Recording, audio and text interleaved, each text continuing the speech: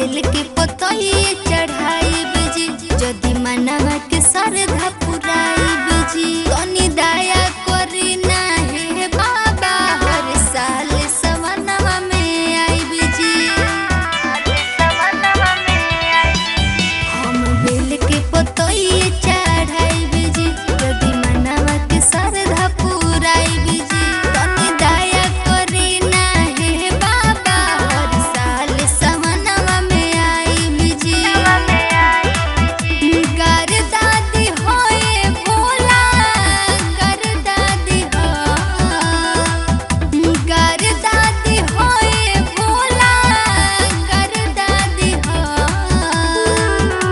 घरवा के होए हम भोला जी दुलारी मर्दा गर दादी और गाँव के शिवालावा पर करब जल ढारी मर्दा गर दादी मर्दा गर दादी